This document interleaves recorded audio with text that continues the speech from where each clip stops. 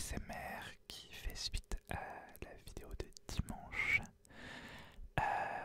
concernant mes tops et flops séries et films de 2021. Alors dans la vidéo précédente qui est assez longue, c'est pour ça que il y a une deuxième partie, et bien je vous présentais mes tops et flops des séries que j'ai regardées en 2021. Et donc aujourd'hui je vais faire la même chose mais pour les films, voilà. C'était pas prévu de le faire en deux parties, mais c'était beaucoup trop long. Déjà la première est trop longue. Alors voilà, bon, bref, on va pas tergiverser. On va passer directement. Alors cette vidéo sera un peu plus courte parce qu'il n'y a que deux tops, un top et un flop du coup sur les films, alors que pour les séries il y avait deux tops et un flop, et donc bon, voilà. Bon. C'est pas non plus radical, mais ça sera un peu plus court quand même, logique. Voilà. On commence cette fois vraiment avec la 5e position de mon top coup de cœur de l'année. En sachant que la majorité de ces films, je les ai vus très récemment. Encore une fois, j'ai vu très peu de films en fait cette année, et même très peu de séries, comparé à d'habitude en tout cas. Voilà. Donc on commence par la 5e position. Ça fait juste 5 fois qu'on commence, c'est pas grave. Et donc c'est Chaos Walking. Chaos Walking, qui est un film avec Daisy Ridley et Tom Holland. Donc Tom Holland qui joue Spider-Man dans le MCU et Daisy Ridley qui joue Rey dans la postlogie Star Wars. Voilà, donc dans les épisodes 7 à 8. À 9 du coup. Je fatigue. Alors, je l'ai vu hier, ce film. Ouais, je l'ai vu hier. Je rentrais du cinéma pour aller voir Spider-Man. Et bien je n'ai pas eu assez de Tom Holland. Et donc j'ai décidé de regarder un autre film avec Tom Holland. Ma soeur l'avait vu et m'avait dit qu'il était vraiment bien. Donc je me suis décidé à regarder ce film. En fait, je voulais regarder un autre film, mais il était déjà tard et le film durait trop longtemps, même si en vérité il durait qu'un quart d'heure de plus. Mais ça c'est un détail. Bref, je me suis décidé à regarder Chaos Walking.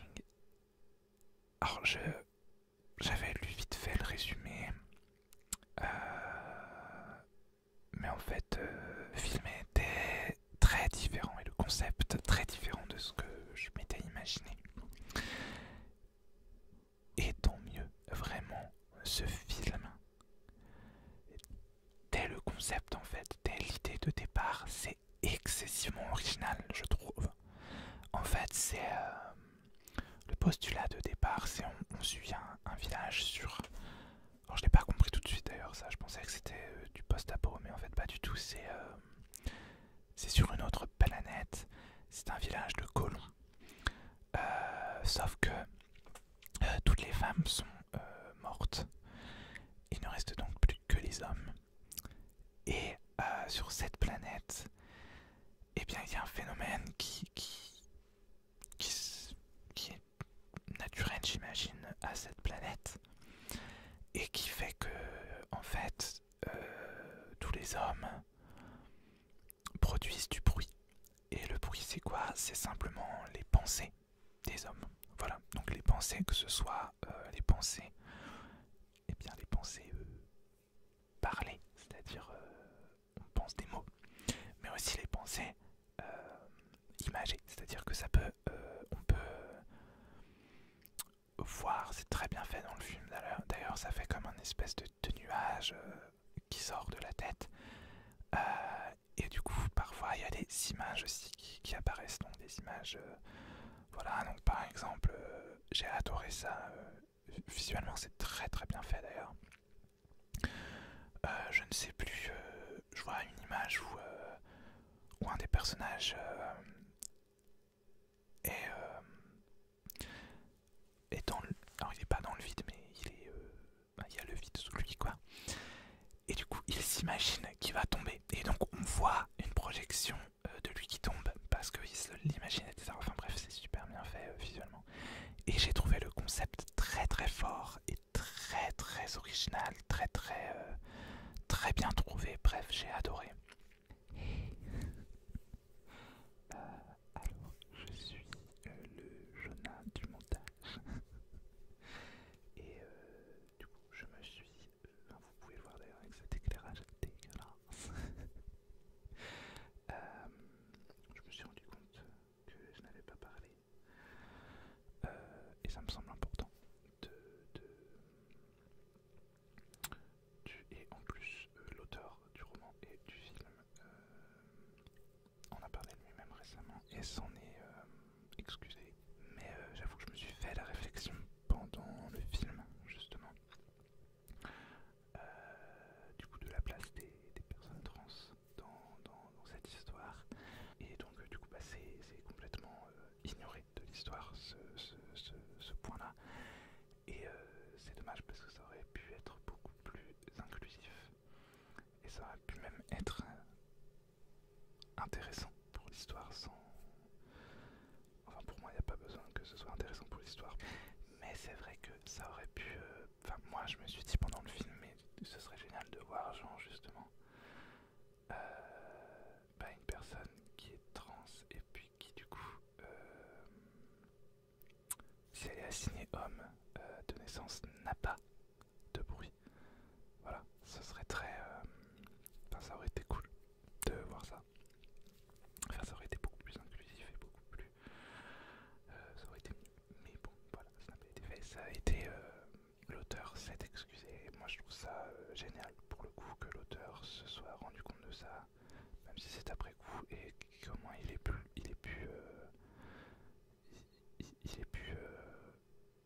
s'exprimer à ce sujet et dire qu'il aurait pu faire mieux.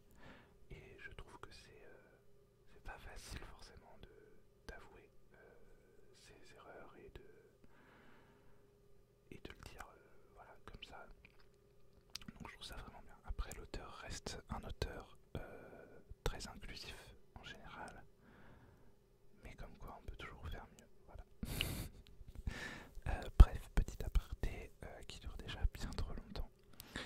Mais voilà, je vous repasse le Jonah du passé. Et en fait, finalement, j'ai adoré ce film. J'adore Tom Holland déjà, je trouve que c'est un très bon acteur. Mais on reparlera de lui dans cette vidéo. Et voilà, le film, il est assez particulier ce film en fait, mais c'est ça que j'ai aimé justement. Il est vraiment particulier. Il est à la fois long, en fait, mais j'ai pas trouvé que c'était des longueurs en fait. C'est vraiment bizarre à expliquer. J'avais bien la sensation, je me disais parfois c'est long dans le sens où enfin, ça dure longtemps pour faire les scènes, pour faire le machin, mais en même temps ces longueurs ne m'ont pas pesé dans le sens où je me suis pas ennuyé en fait. Voilà, un peu, un peu compliqué et paradoxal, mais voilà. Et j'ai tout simplement adoré, j'ai adoré les personnages. Voilà. Et puis tout, bref, j'ai adoré. On peut pas vraiment en parler énormément sans spoiler grand chose. Alors, deux petites critiques, oui, que j'ai vues ensuite sur internet et avec lesquelles je suis plutôt d'accord, c'est que malgré tout, c'est vrai que j'ai trouvé que les deux personnages principaux en tout cas, auraient pu être un peu plus développés. C'est pas qu'ils sont pas développés, mais c'est vrai que je sais pas, on a envie d'en voir plus en fait, tout simplement. Alors à savoir que normalement c'est adapté d'un roman, j'ai vu ça à la fin dans le générique. Et donc forcément que ça m'a plu parce que c'est adapté d'un roman de Patrick Ness. Et que j'adore Patrick Ness, voilà, vous voyez un de ses romans ici d'ailleurs. Vraiment tout ce que j'ai pu regarder qui était adapté ou écrit directement par Patrick Ness, parce que en général ces adaptations sont écrites par lui. Par exemple là c'est coécrit par Patrick Ness. connaissent le film, eh bien j'ai toujours adoré. C'est toujours très original, très profond aussi. Et vraiment, voilà, j'adore cet auteur. J'ai pas encore lu, je l'ai pas encore lu. J'ai un de ses romans, mais j'ai pas encore lu. Et je pense qu'en 2022, c'est un de mes objectifs, c'est de lire au moins un de ses romans parce que je l'adore, tout simplement. Et voilà, et donc normalement, c'est une trilogie en roman. Malheureusement, ça se fera pas en film, c'est sûr et certain, parce que ce film est maudit, tout simplement. Il est en production depuis 2011 et il est sorti en 2021. Alors encore, bon, les productions ça peut aller, mais il a été tourné en 2017. Voilà. Les deux acteurs principaux étaient pris dans des énormes licences, donc Spider-Man et Star Wars, et donc il y a eu des reshoots, sauf que comme ils étaient très occupés, ils n'ont été faits qu'en 2019 ces reshoots. Le film devait donc sortir ensuite, a été repoussé donc en 2020, il devait sortir en 2019, mais à cause des reshoots, voilà. 2020 évidemment, pandémie, donc film repoussé en 2021, même en 2021 il a encore été repoussé, et les reshoots ont coûté 15 millions je crois, enfin bref, je pense que ce film a fait perdre des sous au studio, et puis même il y a eu des trucs, enfin Tom Holland s'est cassé le nez sur le tournage, il s'est évanoui pendant une scène, enfin bref, film maudit, truc de fou. Et pourtant moi je trouve le résultat final vraiment vraiment bien. Tout le monde n'est pas d'accord avec moi, carrément pas d'ailleurs, j'ai vu beaucoup de critiques négatives, mais bref. Mais bref, voilà. J'ai déjà parlé 15 minutes du premier film, c'est merveilleux. Bon, donc voilà, coup de cœur pour ce film, et il va falloir que je lise les romans parce que j'ai adoré, j'ai hâte d'ailleurs de voir comment c'est fait en roman du coup, parce que visuellement, ben là c'était très visuel et très, enfin c'était très bien fait justement. Je pense pas que ce soit si facile que ça de faire un film où qu'on entend les pensées des autres, etc. Et bref, voilà. On va passer au quatrième parce que là j'ai déjà beaucoup trop parlé. Alors le quatrième c'est Luca de Disney. Alors Chaos Walking du coup c'est sur Prime Video. Luca c'est sur Disney+, évidemment c'est un film, c'est un Pixar je crois. Bref en tout cas c'est sur Disney+. Alors j'ai mis un moment à le regarder parce que je me suis désabonné de Disney, parce que ça coûte trop cher au bout d'un moment d'avoir plein de plateformes. Et j'avais pas eu le temps de le regarder avant. Et là j'ai eu une offre en fin d'année avec une promotion pendant un mois. Donc je me suis réabonné et j'ai regardé ce film. Et j'ai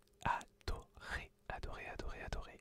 Plus passer un Disney quoi, donc évidemment les Disney sont pleins de beaux messages et de beaux, voilà, de belles, je sais pas si on peut dire morale, mais des beaux messages je dirais, voilà. Et évidemment Luca n'en est pas dépourvu, au contraire.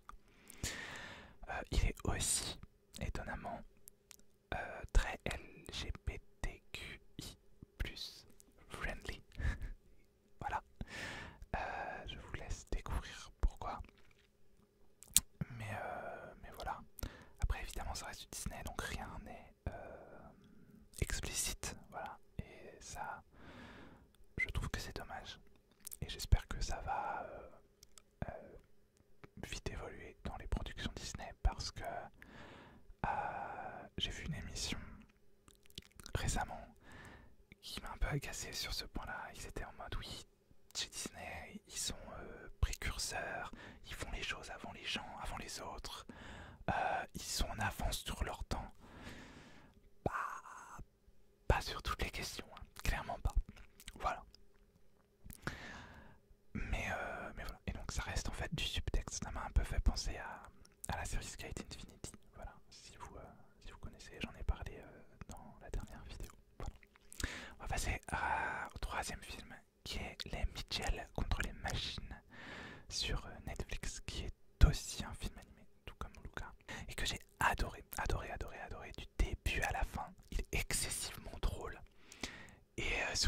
fait l'apologie de la différence et de la... J'adore le message, encore une fois, de ce film, qui est... on nous présente justement en fait, les Mitchell, ce sont pas des héros, ce sont des ratés. Ce sont des gens qui ont toute la... Ils ont la meilleure volonté du monde, mais voilà, ils sont pas doués, quoi. Et à côté de ça, leurs voisins, c'est la famille parfaite, la petite famille parfaite. Voilà, ils sont toujours bien habillés, toujours, ils se comportent toujours bien. Ils savent toujours quoi faire en toute situation, en toute circonstance. Et sauf que finalement, c'est les Mitchell qui vont sauver le monde. Voilà. Et justement, c'est une apologie de la différence et ouais, du fait que c'est nos différences qui font nos forces et qu'il faut les assumer, s'en servir et pas les considérer comme une faiblesse. Au contraire, c'est une force. Et bref, je trouve ça juste génial. Et puis c'est bourré d'humour, évidemment. Voilà. Bref, j'ai adoré ce film du début à la fin. C'est un gros coup de cœur, vraiment. Donc regardez-le si c'est pas déjà fait, c'est sur Netflix. Voilà. En deuxième position, on a la Snyder Cut. Et oui, la Snyder Cut donc de la Justice League. Donc le fameux film qui dure plus de 4 heures et qui est en 4 tiers. Ça va faire aller plein de gens. Mais en fait, la 4 tiers, c'est le format original du film. C'est-à-dire qu'il n'existe pas de version avec plus de contenu sur les côtés. Si on le veut en 16/9, eh bien il faut couper en haut et en bas tout simplement. Voilà. C'est ce qui a été fait d'ailleurs dans la version cinéma qui est sortie en 2017 je crois. Voilà, j'ai adoré ce film. Alors certes il dure 4 heures, mais je trouve qu'il n'y a pas de temps mort. Il est incomparable à la version cinéma en fait, je trouve, tellement c'est différent.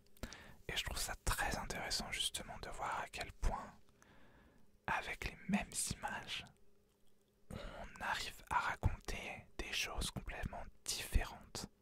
Aussi avec l'aide de la musique, puisque évidemment la musique a été réenregistrée. C'est pas la même musique. Vraiment, c'est assez incroyable ce qu'on peut faire. Voilà. Il y a plein de choses, il y a plein de choses que je n'ai pas forcément aimé. Je vais pas forcément entrer dans les détails, je vous mets dans la... J'en ai parlé déjà en fait sur ma chaîne dans un update film. Donc je vous mets le lien si vous voulez voir ce que j'en ai pensé vraiment dans les détails. Mais voilà, ça reste un coup de cœur. Et donc ça je l'ai vu en VOD et bon je l'ai en Blu-ray du coup. Et ensuite le numéro 1, pareil que j'ai vu hier. Voilà, du coup, gros indice, vous l'avez deviné sans doute, c'est Spider-Man No Way Home. Alors ne vous inquiétez pas, je ne donnerai pas de spoiler.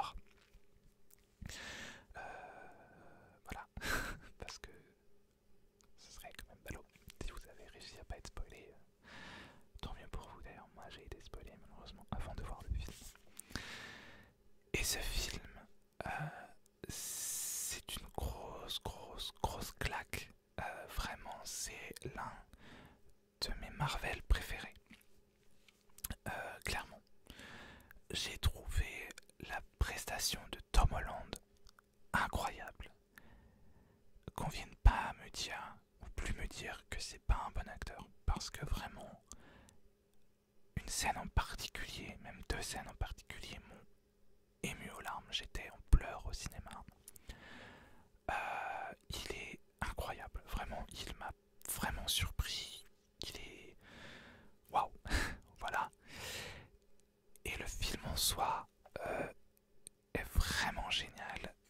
Il y a énormément de choses qui se passent. Le scénario tient la route.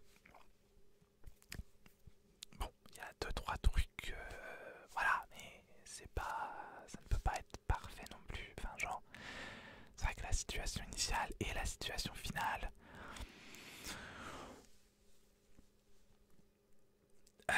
Comment dire? C'est un peu...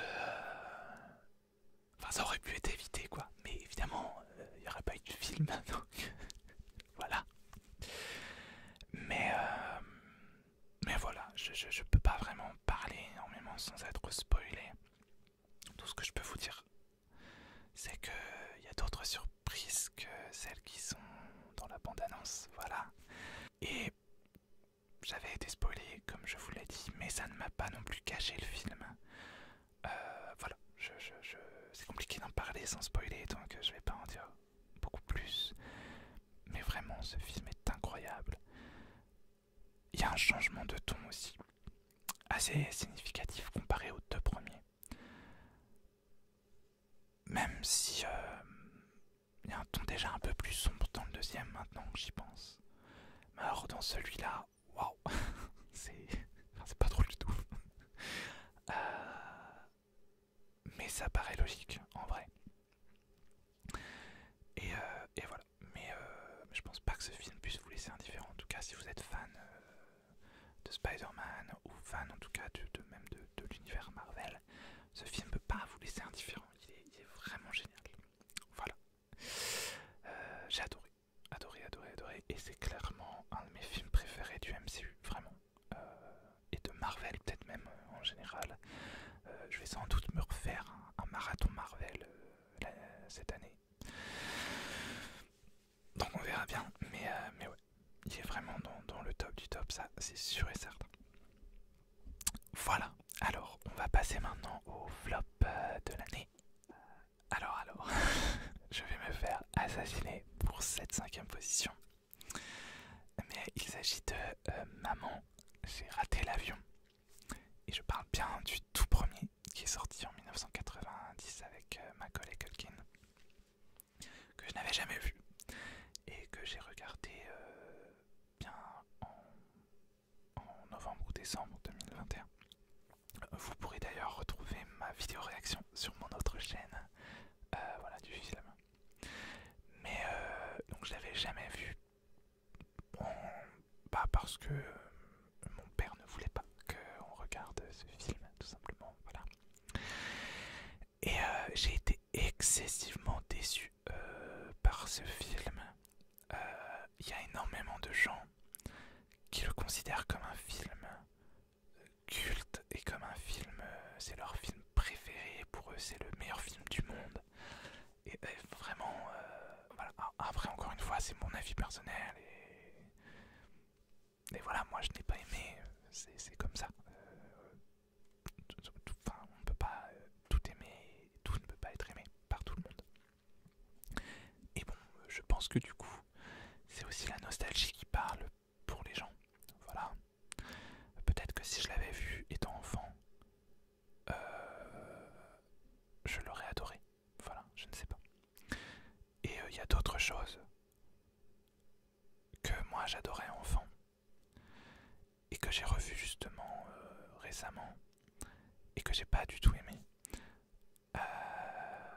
Ou d'autres au contraire. D'ailleurs oui, une autre série, ça me revient par exemple, Mutant X. J'ai revu les 2 premières saisons cette année je crois, ou l'année dernière. Et j'adorais cette série. Mais quand j'ai revu les premiers épisodes, je me suis dit que si j'avais jamais vu la série avant, ça ne m'aurait pas plu, en tout cas les premières saisons. Enfin les premiers épisodes en tout cas. Parce que c'est très... ça a pas très bien vieilli les premiers épisodes je trouve. Bref, voilà. Après, maman j'ai raté l'avion, voilà. Moi j'ai trouvé ça très long déjà. En plus, ça débute, on sait pas trop ce qui se passe. La scène d'introduction là, elle dure une éternité. Il y a des enfants partout, des gens partout dans la maison. Moi ça m'a stressé. Voilà, après, Macaulay Culkin est génial. Voilà, je comprends que le film est... Pourquoi ce film est un film culte, hein, bien sûr. Mais il n'a pas marché sur moi, voilà. ouais, j'ai bien aimé du coup voir parce qu'il y a énormément en fait de scènes. Et c'est là qu'on voit la puissance culte de ce film. C'est qu'il y a énormément de clins d'œil à ce film dans énormément d'autres fictions. Et du coup, il y a plein de scènes où je me suis dit, mais ça c'est... En fait, du coup, ça dans tel film, bah, c'était une référence à ça, quoi. Et je trouve ça du coup génial. Enfin, je trouve que c'est quand même un film, je suis content de l'avoir vu, quoi. Parce que c'est un film bah, quand même qui a marqué énormément de gens et qui, voilà, et donc je suis content de l'avoir vu, au moins pour la culture et pour saisir du coup les références qui sont faites dans les autres fictions. Voilà, tout simplement. Voilà. On passe au quatrième flop et je vais me faire assassiner encore une fois. Et c'est Raya et le dernier dragon sur Disney+. Alors, attention. J'ai pas détesté ce film, vraiment pas. Mais j'en ai déjà parlé pareil dans une autre vidéo. En fait, ce n'est pas l'histoire que je n'aime pas, ce n'est pas le fond que je n'aime pas, c'est vraiment la forme. Vraiment, cette histoire. Alors c'est vrai que c'est très dur de le mettre dans mes flops parce que c'est pas vraiment un flop. J'ai beaucoup aimé ce film. En tout cas, j'ai beaucoup aimé l'histoire. Mais pour moi, cette histoire, justement, elle est complètement ratée sous la forme d'un film. Pour moi, cette histoire méritait une mini-série. Comme Maya, Princesse guerrière de Netflix, dont j'ai parlé dans la précédente vidéo, qui est un gros coup de cœur. Et bien, pour moi, Raya et le dernier dragon auraient mérité une mini-série comme ça en 8 ou 10 épisodes, où qu'on aurait vraiment pu développer cet univers, développer ce monde, développer ces personnages qui sont tous extrêmement intéressants. C'est même très original. Mais je trouve que ça tombe vraiment à plat sous le format d'un film, parce qu'on n'a tout simplement pas le temps de bien développer tout ça. On a vraiment quelque chose d'extrêmement riche, d'extrêmement intéressant, et on nous met ça dans 1h30 de film. Et ben pour moi, ça ne marche tout simplement pas. C'est pour ça que je mets ce film dans mes flops, et ça me fait mal de le mettre dans ce flop-là. Mais je trouve vraiment qu'ils sont passés à côté de quelque chose en faisant un film et non pas une mini-série. Voilà. Et d'ailleurs, en regardant Maya, Princesse guerrière, je me suis dit, mais Raya aurait dû être sous ce format-là parce qu'il y a un peu le même déroulement, c'est-à-dire dans Raya, elle va chercher des héros dans d'autres pays, etc. Et c'est le même format dans Maya, c'est ça. Sauf que à chaque héros qu'elle va chercher, c'est un épisode complet.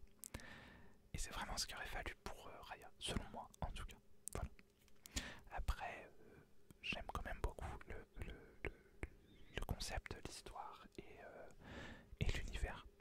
Mais voilà. Donc on passe au numéro 3, qui est un film d'horreur, et c'est Slenderman. Alors, bon, déjà, je suis pas fan de films d'horreur, vraiment. En général, les films d'horreur, je trouve que c'est pas original et que ils font du comment dire, je sais pas comment dire, mais ils font du peur pour du faire peur, ils font du gore pour faire gore. C'est pas recherché, c'est pas profond. Alors je sais que c'est le genre qui veut pas, et c'est pas forcément ce qu'on recherche quand on veut regarder un film d'horreur. On veut regarder un film d'horreur pour avoir peur, évidemment. Mais justement, moi, si l'histoire ne suit pas, si c'est pas moi, ça me sort du truc. Et puis voilà, c'est juste une succession de scènes qui font peur. Je sais plus comment qu'on appelle ça, des screamers, je crois qu'on appelle ça. dont des scènes qui sont tournées de façon à ce qu'on sursaute. Mais vraiment, si le film c'est juste ça, moi ça m'intéresse pas du tout. Et Slenderman, en fait,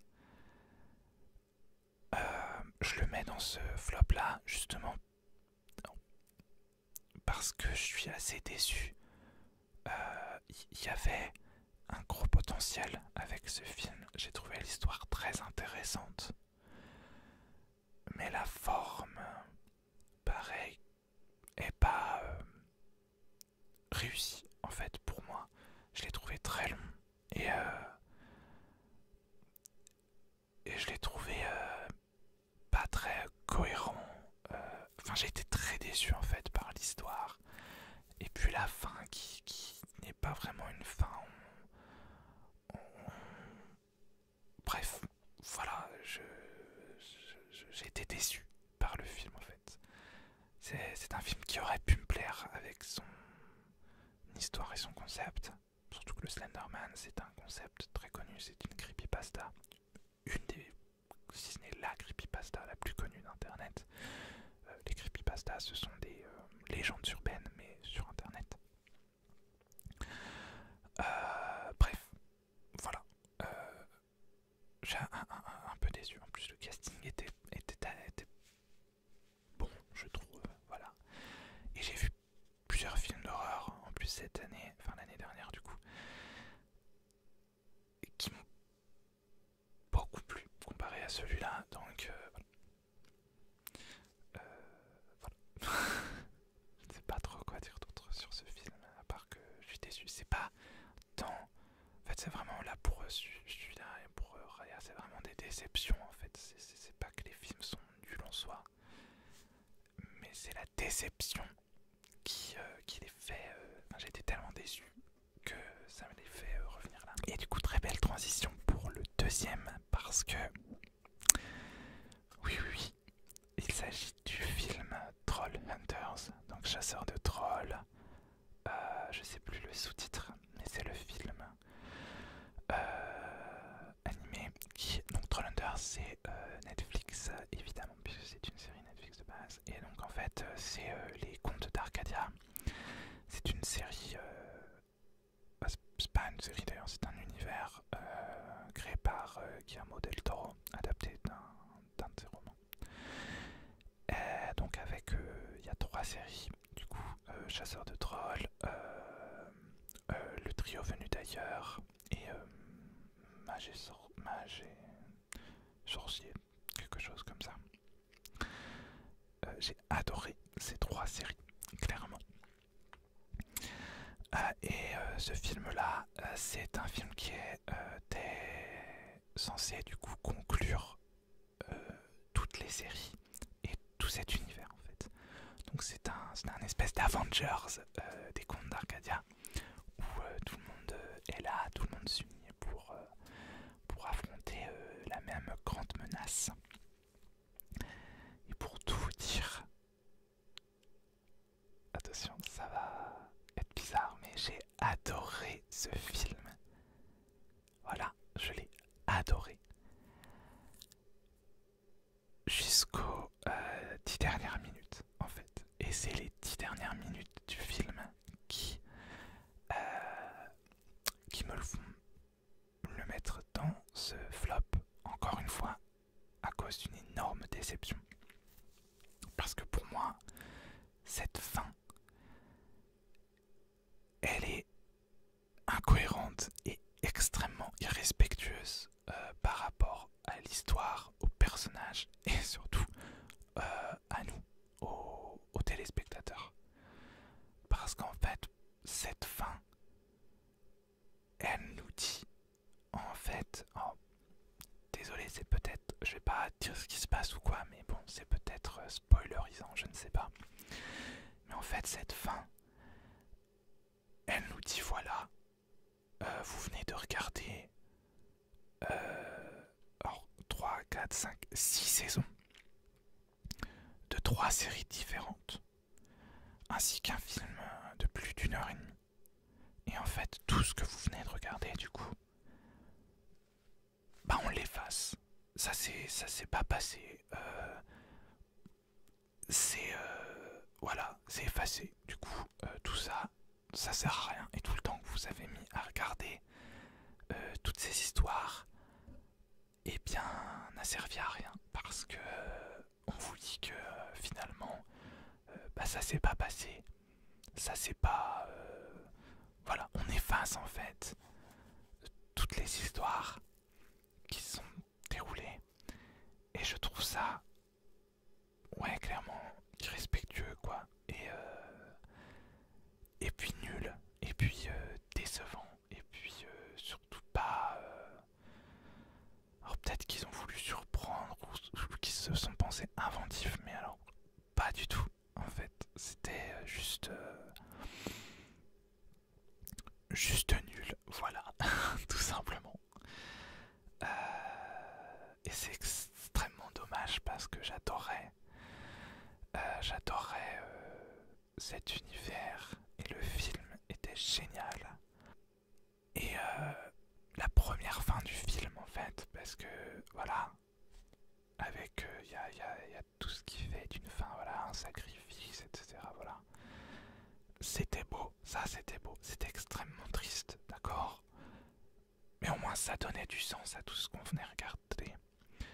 Et bien là non, tout est bon, voilà. On va pas épiloguer parce que voilà, c'est excessivement décevant. Donc voilà. On va passer quand même au premier flop de 2021,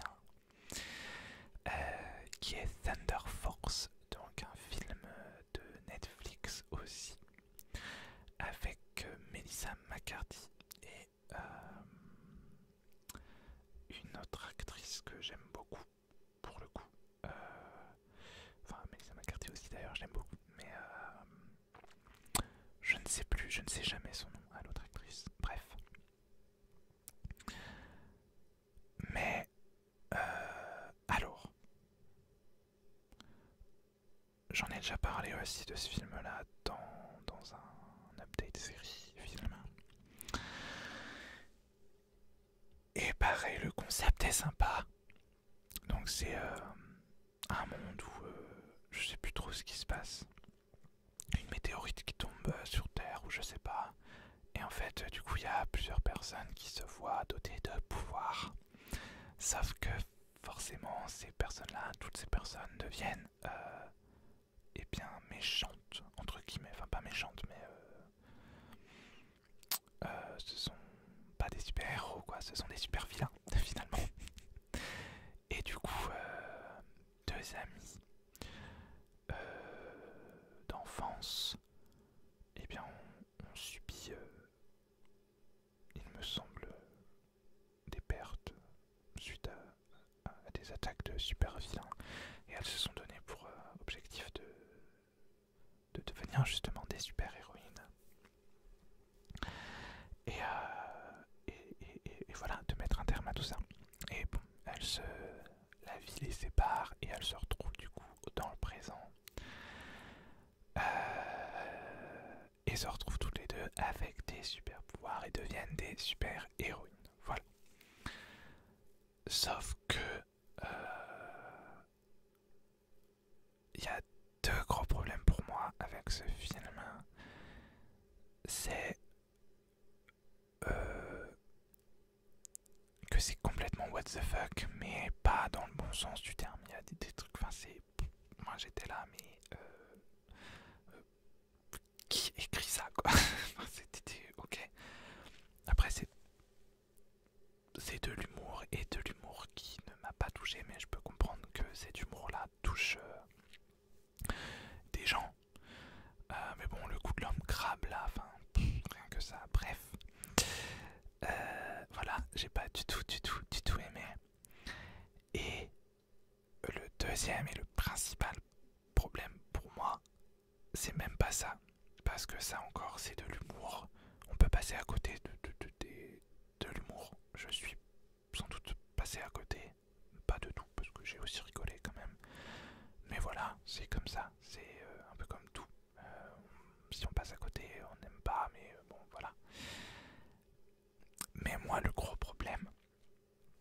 attention, j'adore les acteurs de ce film.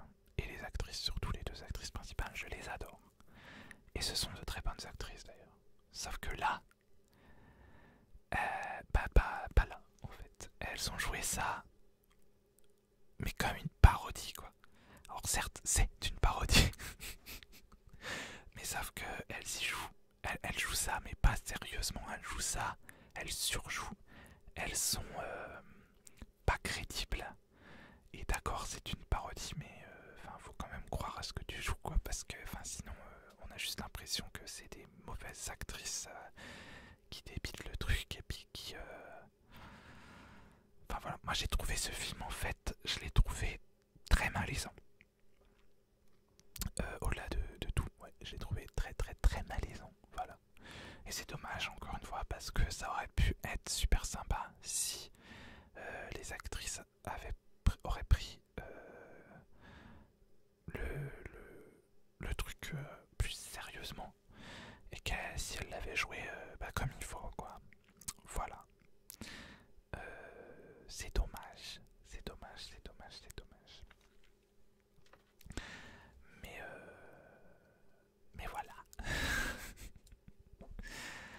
Alors, quoi dire d'autre? Non, c'est bon. Alors, c'est vrai que c'est un peu... du coup, là, j'envoie des ondes pas très positives sur cette deuxième partie de vidéo. Du coup, je suis désolé. Hein. Mais en plus, c'est trop dommage. En fait, c'est la grosse déception pour ces films-là. Parce que ça aurait pu être des trucs de fou. Mais j'ai tellement été déçu que du coup, ils se retrouvent dans mon flop. Voilà. Mais c'est pas grave, on peut pas tout aimer. Encore une fois, ça reste évidemment mon avis personnel. Je comprends aussi que les gens puissent aimer, voire adorer ces films-là. Ou aimer ce que moi je n'ai pas aimé. Parce que c'est comme ça, on est tous différents. Et c'est ça qui est bien. Ou pareil dans mes tops, que les gens aient détesté ce que moi j'ai adoré. C'est ça qui est cool. Voilà, dans la diversité bien des gens. Mais voilà, ça reste à mon avis complètement subjectif. Voilà. En tout cas, moi en général, je retiens surtout les trucs que j'ai aimés. Je retiens surtout mes coups de cœur, etc. plutôt que ce que j'ai pas aimé. Et je reste pas forcément bloqué dessus, surtout là, en parlant et en faisant ce top et tout, là voilà, c'est bon, je suis libéré de ces déceptions en fait. Voilà, tout simplement. Et voilà, j'ai quand même eu beaucoup de coups de cœur en 2021. Surtout que j'ai regardé pas tant de choses que ça. En tout cas, j'ai regardé moins de films et moins de séries que d'habitude. Donc j'ai quand même la chance d'avoir eu beaucoup de coups de cœur finalement et beaucoup de choses qui m'ont beaucoup plu. Donc ça, c'est juste génial. Voilà. Donc on va terminer cette